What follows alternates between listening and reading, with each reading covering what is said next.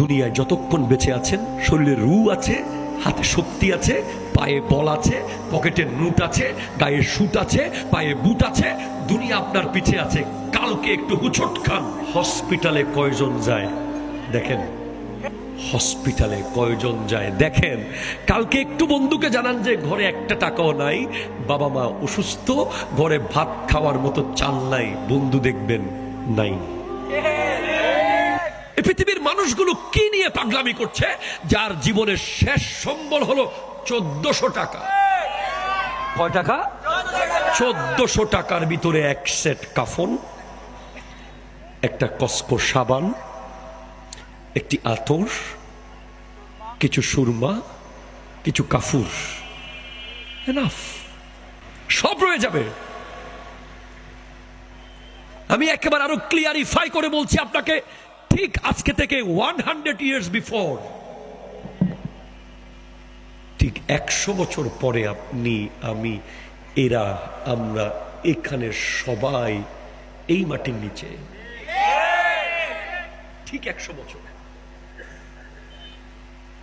আর কবর কয় বছর? 100,000 কোটি বছর। হাসর কয় বছর? 100,000 কোটি কোটি কোটি। শুধু কোটি বলতে বলতে আপনি এখান থেকে ঢাকা চলে যান, শেষ হবে না। এই 2 দিনের দুনিয়ার জন্য কি করছে, কি করছি আমরা? আপনি কখনো কি দেখেছেন কবরটা? কবরের ভিতরে কে কে নেমেছেন? হাত তুলেন তো। ওখানে কি লোহার দেওয়াল? ওখানে কি ইস্পাতের কোনো বাউন্ডারি আছে? আপনার বাসায় জেনারেটর লাগালেন কেন? আপনার ফ্ল্যাট বাড়িতে জেনারেটর কেন লাগিয়েছেন?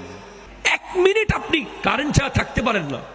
আইপিএস লাগিয়েছেন না খেয়ে, মধ্যবিত্ত হওয়ার কারণে 3-4 বেলা, বহু বেলা খাবারের টাকা বাঁচিয়ে আইপিএস লাগিয়েছেন যে আপনি অন্ধকারে থাকতে পারেন না। আপনি কিভাবে থাকবেন ওখানে? ওটা তো এই অন্ধকার না, ওটা তো পৃথিবীর অন্ধকার না। পৃথিবীর অন্ধকারে তো দূর থেকে একটু হলো ঝলক দেখা যায়। ওটা মাটির গভীরে, যেই জমিনে কত ভয়ানক প্রাণীরা বসবাস করে। দাব্বাতুল আরদ সম্পর্কে আপনারা পড়েন নাই? এমন এমন প্রাণী মাটির নিচে আছে যারা লাশ খায়। কবর সম্পর্কে যাদের আইডিয়া নাই, যারা মনে করে যে কবরে তারা ওর, এখনো যারা দেখে নাই, যারা এখনো মৃত্যুকে চিনে নাই, তারাই একমাত্র হাসতে পারে। ঠিক কিনা? জোরে কথা বলে। যারা কবর চিনবে, যারা মৃত্যুকে চিনবে,